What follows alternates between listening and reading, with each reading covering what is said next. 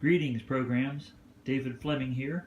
Many of you will remember me from cosplaying Kevin Flynn from 1982's Tron at the San Diego Comic-Con in 2017.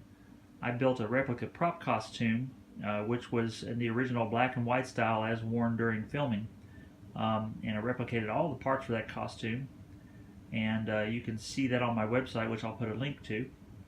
What I wanted to talk to you today about was the helmet itself, and the differences in different castings of the helmet used over the years, and what actually shows up in the film and what doesn't. So the basic helmet used for the video warriors in Tron is a Cooper SK2000 hockey helmet, and you can find these online, and they range in price, and also they range in quality in terms of how broken up they are or how good shape they are. But what I've learned is that the helmet used in the film was a small size. So they make them a small, medium, and large, but it's a little harder to find the Cooper SK2000 small. Another difference I learned was that there are slight variations in the casting over the years of manufacturing in these helmets. And I'm going to illustrate a few of those differences for you today and show you why the helmet that I built actually isn't built on the proper casting of Cooper SK2000 helmet as in the film, whereas the helmet I have here is exactly the helmet proper casting of the plastic parts as used in the film. So on the helmet I built last year, which I'm very proud of, it's a beautiful piece of work if I do say so myself, you'll notice in particular, I'll show you the first difference, is the bumper. On the bumper in this helmet, which was manufactured in 1993, of course 11 years after the film was shot, this bumper goes from the front to about 2/3 back before it tapers down to a more narrow section. So the narrow section is kind of short compared to the wider section of the bumper. If you look on this helmet here, which was manufactured in 1980, 2 years before the film was shot, you'll see that the bumper is wide back to here, and then you have a longer, narrower section of the bumper. It's almost as if this dividing line here is closer to the middle on this 1980 Cooper SK2000 hockey helmet than it is on this 1993 Cooper SK2000 hockey helmet. So when you study the frames of the film and you watch it over and over again, as I did to figure out what was what, you'll realize that the bumper doesn't quite look like this. It looks like this, with the longer, narrower section here.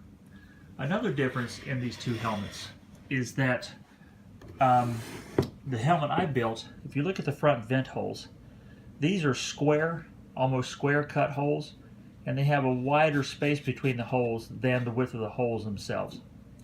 1993 helmet.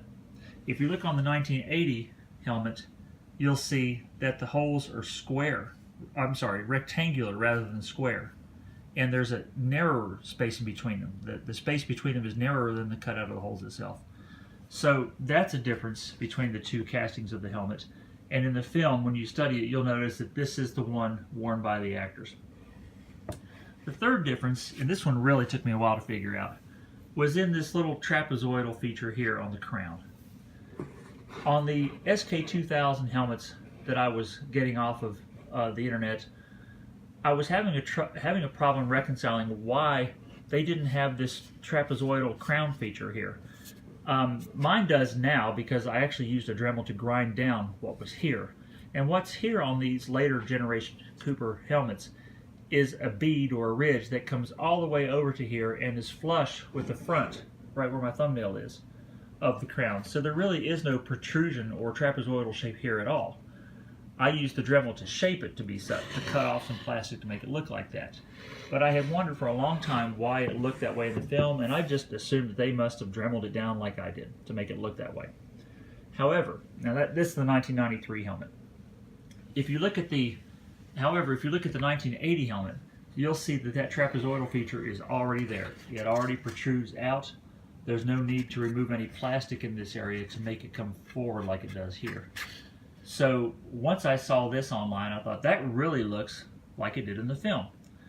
So I did my research again, went through the film a few more times to look at the frames, and realized that this feature of the protruding trapezoidal crown area, the spacing and shape of the holes, and the shape of the bumper was consistent with the film. So And that makes sense, since this helmet was manufactured in 1980 and the film was shot in 1982.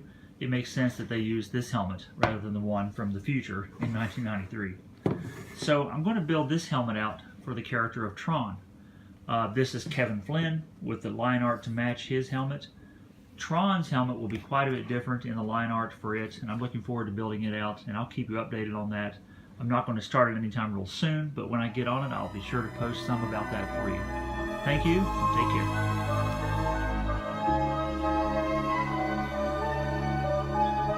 care.